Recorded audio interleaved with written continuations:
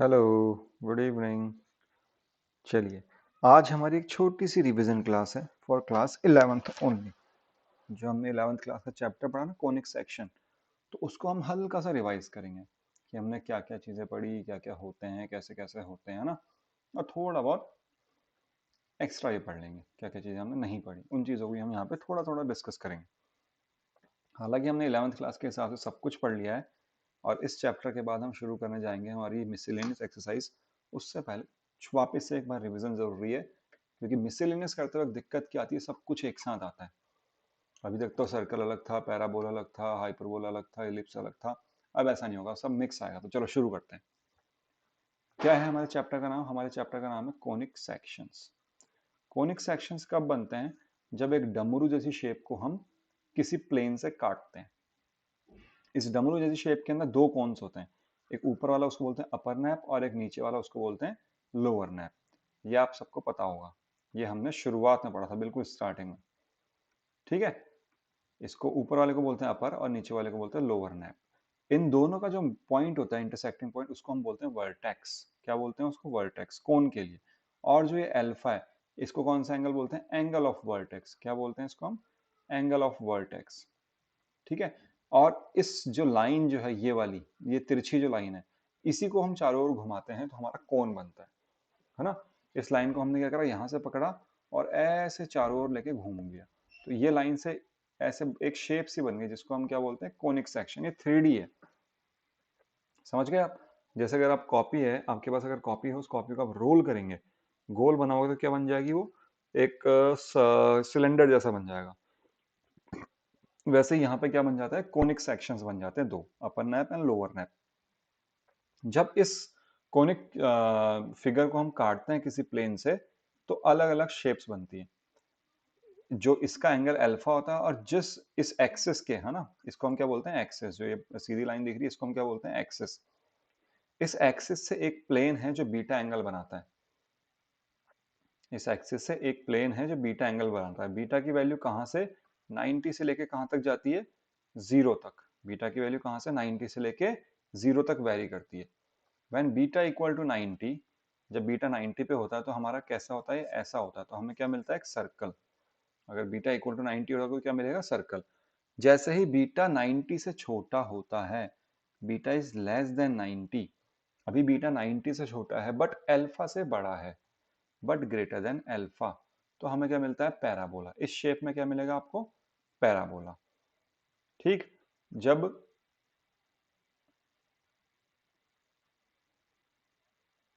सही लिखा है क्या मैंने? जब बीटा और अल्फा दोनों आपस में, एक सेकेंड, हमें पैराबोला मिलेगा।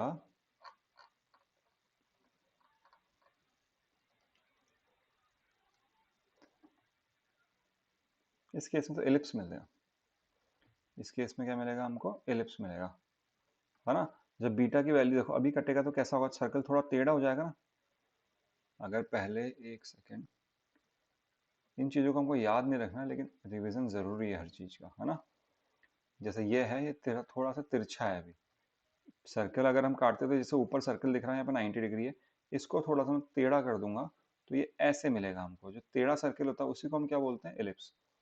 ठीक। तो इसमें बीटा की वैल्यू कितनी है? बीटा की वैल्यू अल्फा से बड़ी है बट 90 से छोटी है।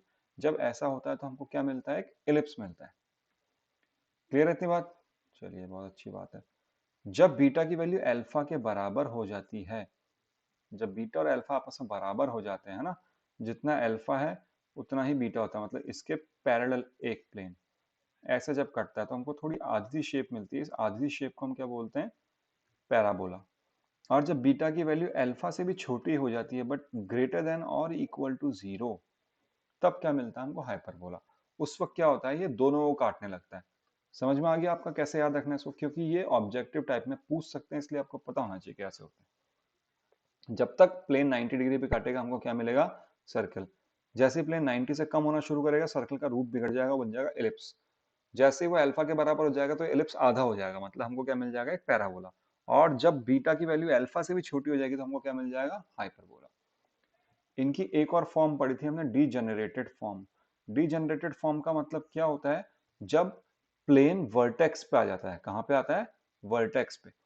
तो अगर पॉइंट मतलब सिंपल ऐसे है, जब तक सेम यही बीटा की वैल्यू 90 से अल्फा की 90 है और 90 से छोटी छोटी होते होते अल्फा के बराबर नहीं हुई, जब तक बीटा की वैल्यू, इस केस में क्या है, बीटा की वैल्यू 90 या 90 से बड़ी छोटी है but is always greater then alpha, alpha से बड़ी रहेगी। जैसी अल्फा के बराबर होगी वो पैराबोला की डिजेनरेटेड बन जाएगी, और जैसे ही अल्फा से छोटा होना शुरू होगी बट जीरो या जीरो से बड़ी होगी तो हमको हाइपरबोला की डिजेनरेटेड फॉर्म मिलेगी। हमने पढ़ लिए इन दोनों की डिजेनरेटेड सर्कल और एलिप्स, क्योंकि दोनों ही सर्कल जैसे हैं तो दोनों की डिजेनरेटेड फॉर्म क्या होती है? पॉइंट। दोनों की डिजेनरेटेड पॉइंट क्या होती है? पॉइंट।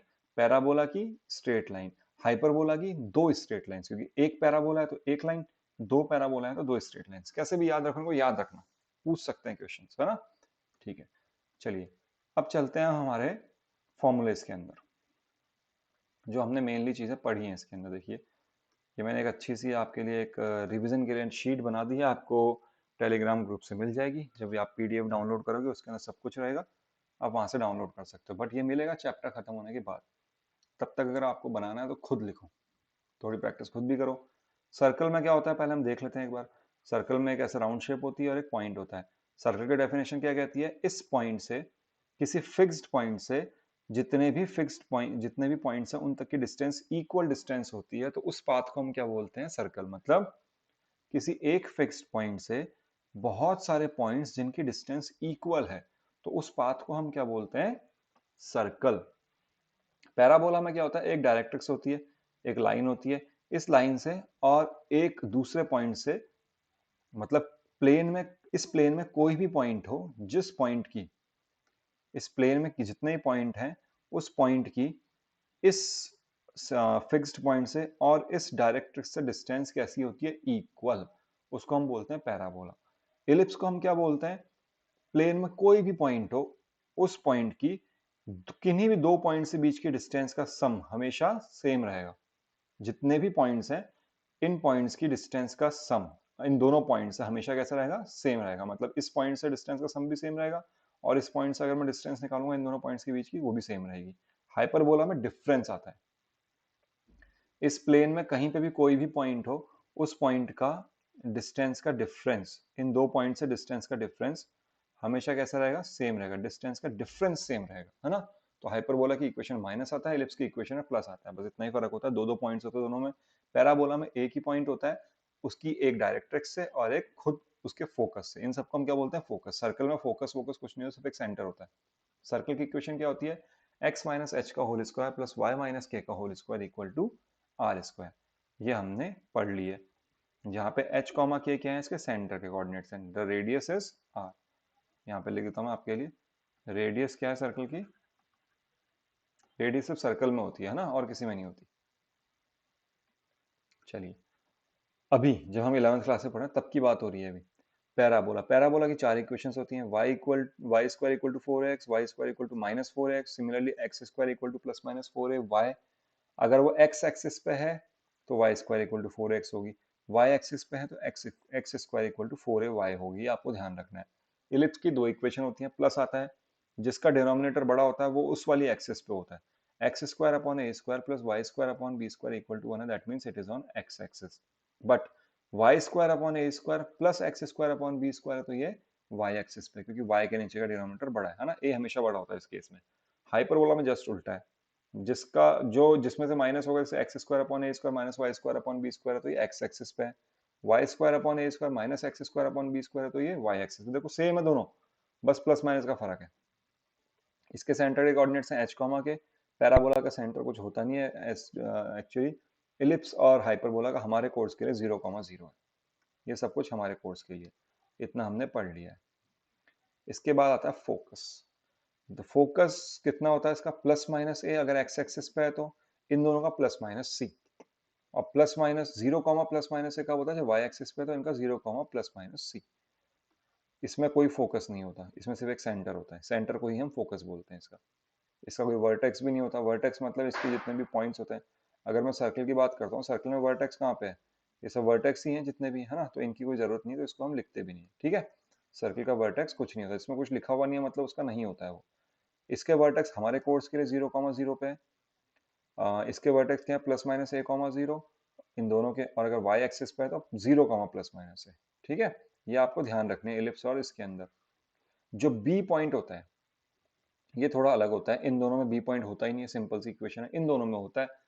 अगर अगर आपका पैराबोला या सॉरी इलिप्स, अगर आपका इलिप्स या फिर हाइपरबोला दोनों x एक्सिस पे है तो उसका वर्टेक्स कहाँ होगा, सॉरी उसके b कहाँ होगा, y एक्सिस पे।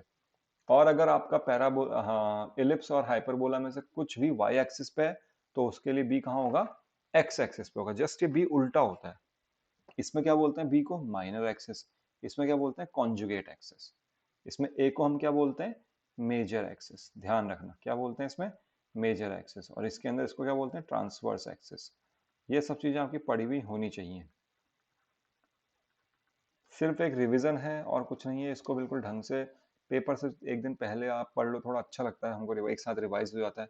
लेटस रेक्टम, लेटस रेक्टम क्या होती है, फोकस से उस फिगर तक की डिस्टेंस। तो पैराबोला के केस में 4 है और इन दोनों के केस में 2b² अपॉन है, सेंटर में ऐसा कुछ नहीं होता क्योंकि फोकस ही नहीं होता। एसेंट्रिसिटी कब होती है, जब दो सेंटर होते हैं, ऐसे याद रखो, एसेंट्रिसिटी कब होती है जब दो सेंटर होते हैं, सेंटर सर्कल में एक सेंटर, पैराबोला में एक सेंटर, या फिर एक भी सेंटर नहीं, इन दोनों में दो दो होते हैं। एसेंट्रिसिटी क्या होती है सी अपॉन ए। इस एसेंट्रिसिटी के आप थोड़ा इसको डिटेल में बाकी नेक्स्ट क्लासेस में पढ़ोगे, अभी जो हमने पढ़ा उसके हिसाब से eccentricity is the ratio of distance from focus to the distance from vertex. ठीक है, फोकस से वर्टेक्स तक की डिस्टेंस, किसी भी पॉइंट की फोकस से वर्टेक्स तक की डिस्टेंस को हम एसेंट्रिसिटी बोलते हैं, अभी हमने ये पढ़ा है। इसके अंदर अब क्या आती है major axes, semi major axes, minor axes, semi minor axes. Major axes की डिस्टेंस 2a, माइनर एक्सेस की distance 2b, semi major axes की distance a, semi minor axes की डिस्टेंस b। ये हमने पढ़ लिया। इसके अंदर क्या आती है ट्रांसवर्स एक्सेस और कॉन्जुगेट एक्सेस।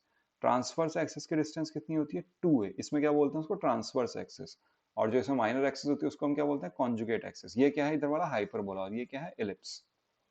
इलिप्स के लिए ए बी सी के बीच में रिलेशन क्या होता है, ए इज ऑलवेज ग्रेटर, मतलब इट इज द ग्रेटेस्ट, तो a square equal to b square plus c square.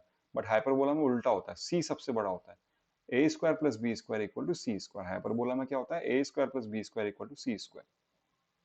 ये सब ध्यान रखना है, और ये कुछ पॉइंट्स हैं जो आपको ध्यान रखने हैं बस, पेपर में शायद पूछे नहीं पूछे लेकिन फिर भी हमें पता होना चाहिए क्योंकि बुक में दे भी रखा है ना। एसेंट्रिसिटी के हिसाब से हम चारों फिगर्स को अलग अलग कर सकते हैं। अगर एसेंट्रिसिटी का फॉर्मूला हमको पता है सी अपॉन ए, अगर सी और ए, देखो इलिप्स के लिए c is always greater than, sorry a, जो सी होता है, क्या लिख दिया मैंने, हाँ, इलिप्स के लिए ए जो होता है वो सबसे बड़ा होता है ना, तो सी जो होगा वो ए से छोटा होगा, और अगर न्यूमरेटर छोटा होगा तो इसकी वैल्यू हमेशा एक से कम आएगी। तो क्या होता है इलिप्स के लिए एसेंट्रिसिटी की वैल्यू हमेशा लेस देन 1 होती है, बट जीरो से बड़ी होती है, क्योंकि इसका आंसर कहीं भी जीरो नहीं आ सकता। ठीक है, अगर c जीरो नहीं है तो, c की वैल्यू जीरो नहीं है तो कभी जीरो नहीं आ सकता, और ये लेंथ है तो नेगेटिव जाने का तो सवाल ही पैदा नहीं होता। ये जीरो अगर नहीं है तो कभी भी नेगेटिव, सॉरी जीरो आंसर नहीं आएगा इसका। तो एसेंट्रिसिटी हमेशा जीरो से बड़ी होगी बट एक से छोटी होगी। इसके लिए इलिप्स के लिए, इलिप्स के लिए जीरो से एक के बीच में होती है एसेंट्रिसिटी। बट अगर जीरो हो जाए, अगर c की वैल्यू जीरो हो जाए तो ये पूरा जीरो हो गया, तो क्या बन जाएगा, जैसे ही c की वैल्यू जीरो हुई तो हमको पता है इलिप्स के लिए क्या होता है, क्या होता है इलिप्स के लिए a square equal to b square plus c square. C zero हो गया तो a square equal to b square, that means a equal to b, मतलब मेजर माइनर एक्सेस दोनों बराबर हो गई। कैसा होता है डायग्राम इलिप्स का, ऐसे ही होता है ना, इसकी लेंथ ज्यादा होती है इसकी लेंथ कम होती है। अगर ए और बी दोनों बराबर होते इन दोनों की लेंथ बराबर हो जाएगी, इन दोनों की लेंथ बराबर होगी तो क्या बन जाएगा, सर्कल बन जाएगा नहीं बनेगा। तो अगर सर्कल बनेगा तो सी की वैल्यू जीरो हो जाएगी, सी की वैल्यू जीरो होगी तो ए इक्वल टू बी हो जाएगा, और ए इक्वल टू बी हो गया तो that will become a circle. तो इलिप्स को सर्कल बनाने के लिए जरूरी है कि उसकी एसेंट्रिसिटी कितनी हो, जीरो, या फिर हम बोल सकते हैं कि सर्कल की एसेंट्रिसिटी कितनी होती है, जीरो। सर्कल की एसेंट्रिसिटी कितनी है, जीरो। ध्यान रखना इस बात को, ये बातें हम बाद में पढ़ेंगे, अभी सिंपल हम समझ रहे हैं, बाद में मीन्स बड़ी क्लासेस में। हाइपरबोला के लिए हमको पता है c is the greatest, c सबसे बड़ा होता है। अगर c सबसे बड़ा हो गया तो इसकी वैल्यू हमेशा 1 से बड़ी आएगी है ना, e is always greater then 1, तो हाइपरबोला के लिए e की वैल्यू हमेशा 1 से बड़ी होती है। तो देखो हमारे पास क्या हो गया, मैं समझूं इसको इस तरह से, e की वैल्यू 0 से जीरो से बड़ी है या फिर जीरो से बड़ी है। देखो शुरू से शुरू करते हैं। जब ई की वैल्यू जीरो है तो ये क्या है, सर्कल है। जब ई की वैल्यू जीरो से बड़ी है बट एक से छोटी है तो क्या है, ये एलिप्स है ना। जब ई की वैल्यू एक से बड़ी हो गई तो क्या बन गया, हाइपरबोला। तो जब ई की वैल्यू एक के बराबर होगी तब क्या बनेगा, तब बनता है पैराबोला। अब ये कैसे बनता है, इसकी जब आप एसेंट्रिसिटी की ढंग से बिल्कुल अच्छी सी डेफिनेशन देख लोगे तब समझ में आएगा। अभी सिंपल याद रखना, जब सी और ए बराबर होते हैं तो हाइपरबोला के केस में बी इक्वल टू जीरो हो जाता है, या फिर ई इक्वल, इसमें a square equal to b square plus c square है। तो जब सी और ए बराबर हो जाएंगे तो बी इक्वल टू जीरो हो जाएगा। जब बी इक्वल टू जीरो होता है तो फिर वो एक तरह से पैराबोला की शेप लेता है। या फिर अभी सिंपल याद रख लो कि जब ई इक्वल टू वन होता है तो वो पैराबोला होता है, अदरवाइज सर्कल, एलिप्स और हाइपरबोला होता है। अगर कोई पूछ ले कि what is the eccentricity of circle, तो हमें नहीं पता, अभी नॉर्मली हमको नहीं पढ़ाते 11th क्लास में ना, बट थोड़ी सी नॉलेज के लिए आपको अगर पता रखना हो तो ऐसे याद रख लीजिए, ठीक है। पैराबोला के लिए एसेंट्रिसिटी कितनी होती है, 1 होती है। अब कैसे याद रखनी है आप देख लो, फॉर्मूले से जाते हो, E equal to c upon a होता है। अगर C A से बड़ा होगा तो हमेशा ही बड़ा होगा, हमेशा ही बड़ा होगा तो एसेंट्रिसिटी की वैल्यू हमेशा ही 1 से बड़ी होगी तो वो हाइपरबोला होगा। अगर 1 से छोटी हो गई और 0 से बड़ी है तो वो एलिप्स होगा। 0 हो गया तो पैराबोला, 1 हो गया तो हाइपर, सॉरी 0 हो गया तो सर्कल, 1 हो गया तो पैराबोला। ये आपको याद रखना है, ठीक है। इतना सा हल्की छोटी सी एक रिवीजन क्लास थी तो पढ़ लेना, सुन लेना, एक बार दो बार याद हो जाएंगी चीजें। और उसके बाद हम करेंगे हमारी next class which is miscellaneous exercise of chapter 12। ये रहे उसके कुछ क्वेश्चंस, 17 18 कुछ एग्जांपल्स हैं, फिर दो ही तीन एग्जांपल हैं, फिर 7 8 क्वेश्चन, ज़्यादा नहीं है, बहुत सिंपल सी है भी, ऐसा कोई हार्ड नहीं है। तो लेकिन इसको हम कब देखेंगे, हमारी नेक्स्ट क्लास में। चलो टिल देन बी लॉजिकल।